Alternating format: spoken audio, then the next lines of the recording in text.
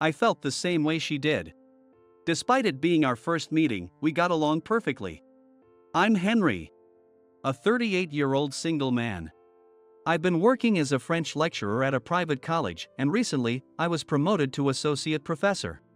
My fascination with France began when I read a biography of Napoleon in elementary school. I still vividly remember being thrilled as a child by Napoleon's journey from his small island of Corsica to become an emperor through hard work. During my college years, I visited France for the first time through a homestay program. Seeing the Palace of Versailles, where Napoleon held his coronation, felt like a scene from history coming to life. Unable to forget that moment, I went on to graduate school and began researching the history of the French Revolution. Currently, while continuing my research, I teach French to students. Even during the summer break, I'm busy writing papers every day. However, since my sister and her husband's restaurant is busiest during this time, I help out there on Friday and Saturday nights during the summer break.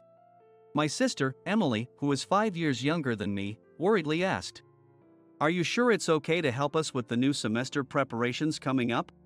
"Yes, it's fine. Sitting and writing papers all the time can get overwhelming, so it's a good change of pace to move around. Plus, I owe you and Nate so much, let me repay you sometimes."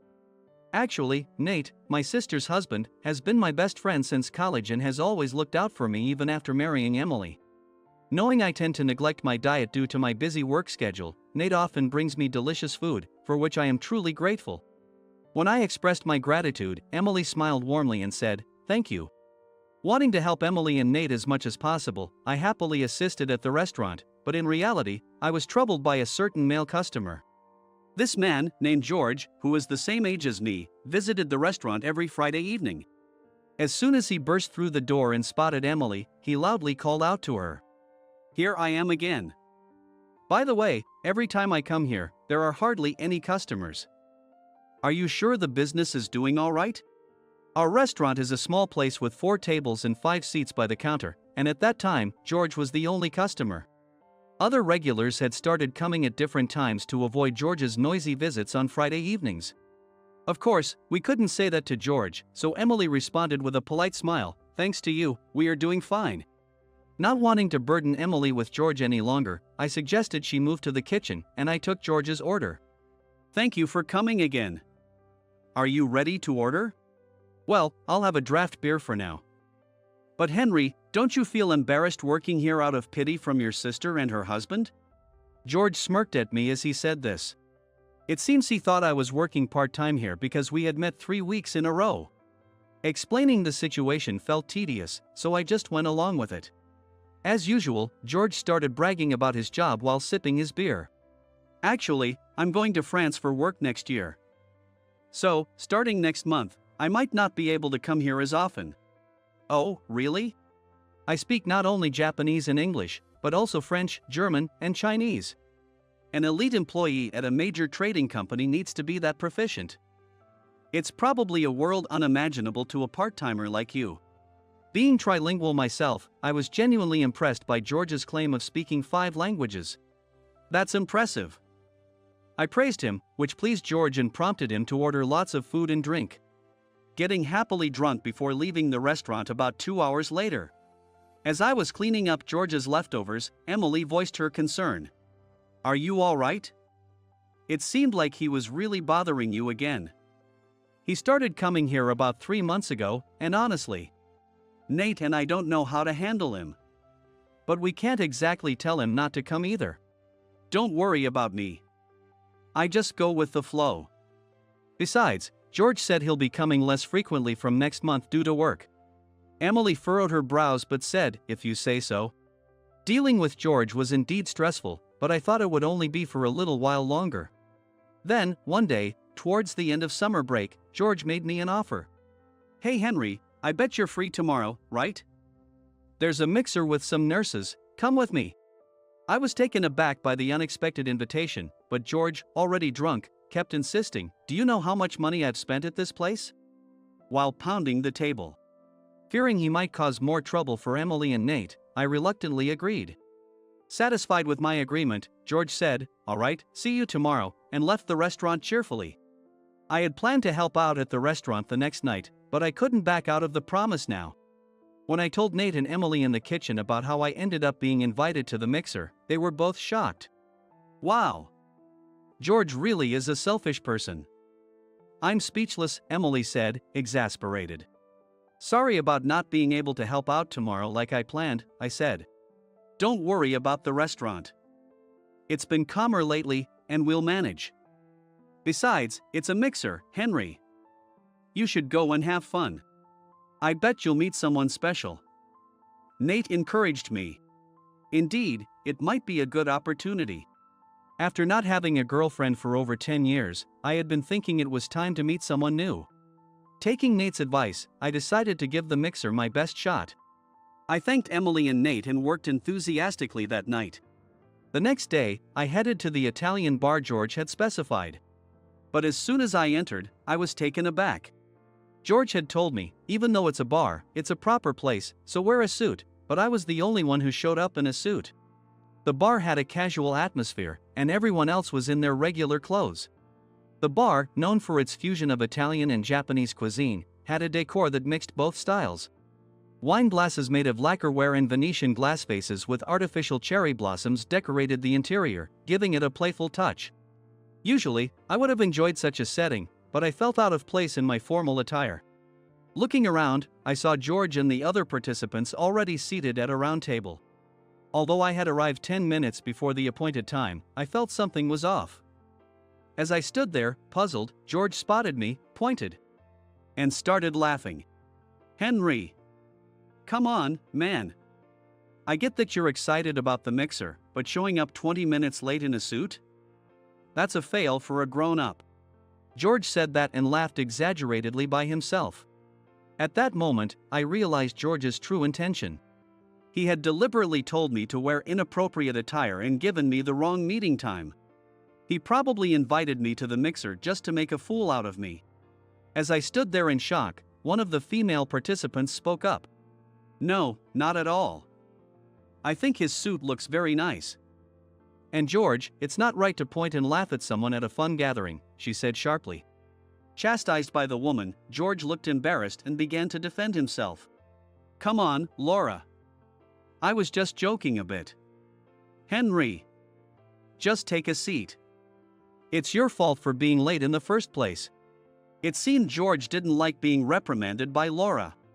He glared at me, almost as if he was taking out his frustration.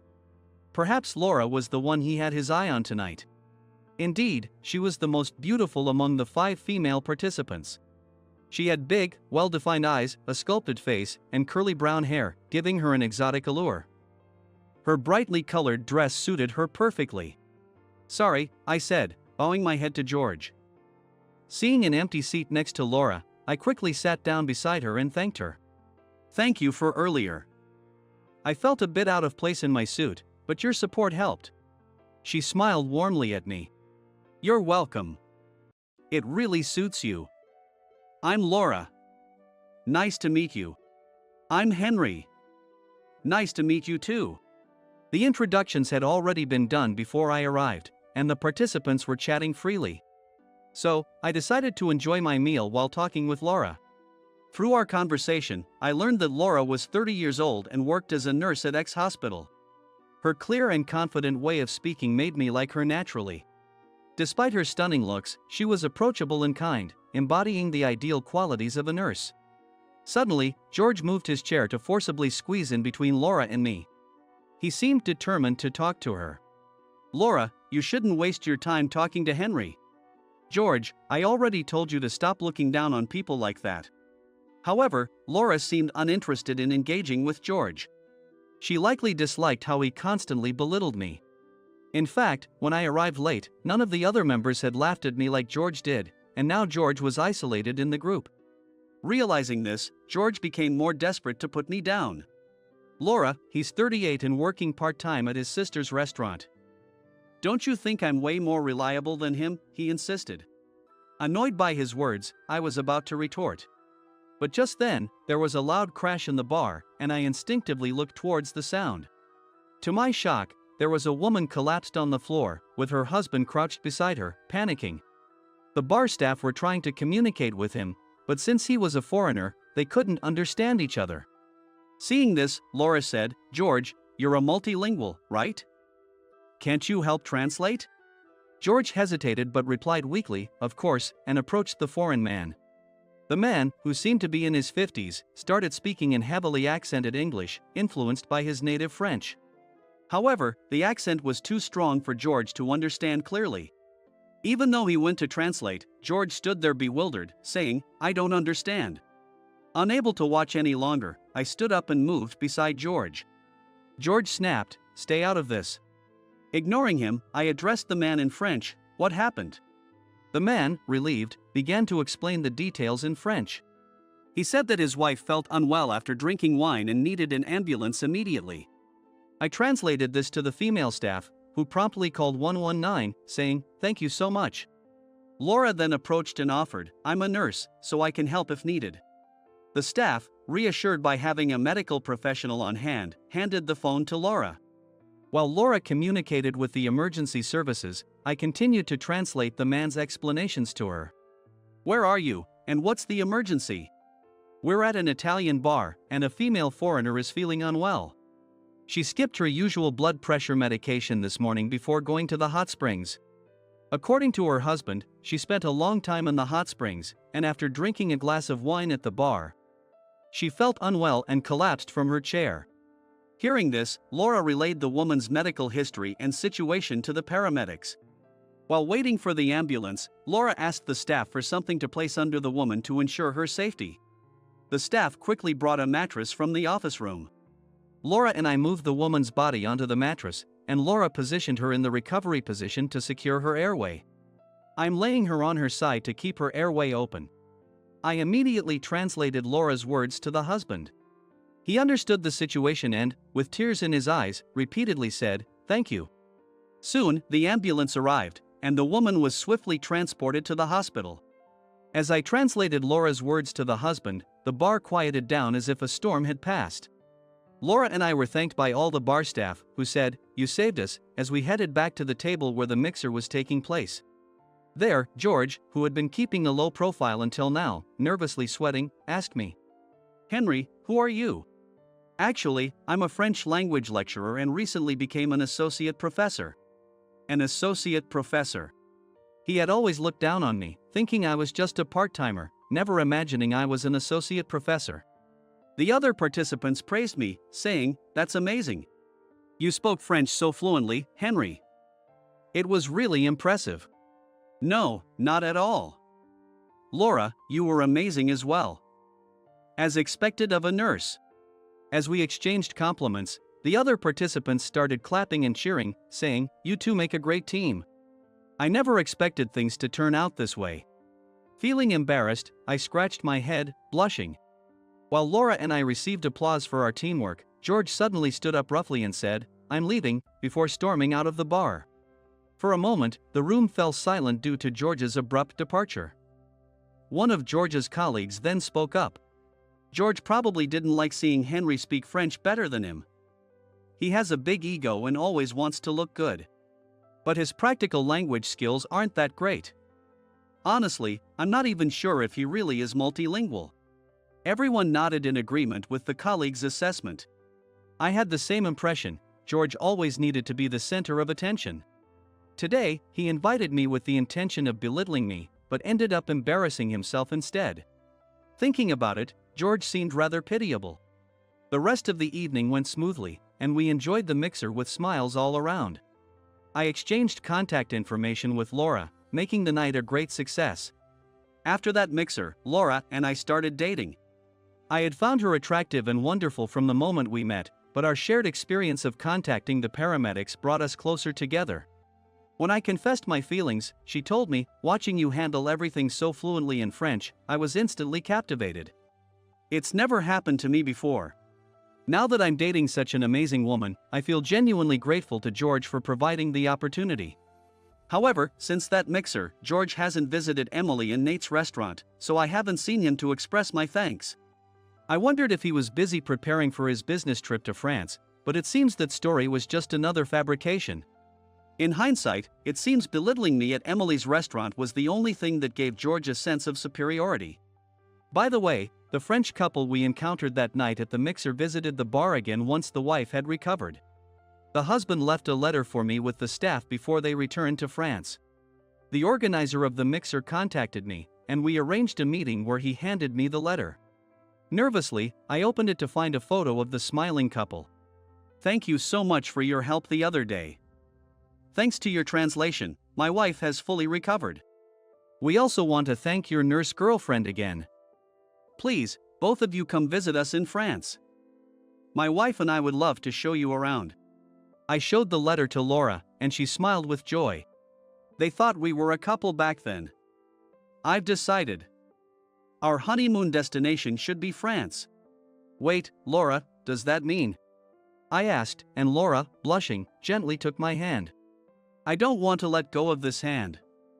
I thought instinctively, and with that momentum, I proposed to her, marry me. 1 year after meeting Laura. Laura and I were at Charles de Gaulle Airport together. In the distance, we saw the couple waving at us. Seeing them, Laura smiled and waved back, her engagement ring sparkling as if predicting the wonderful journey that was about to begin.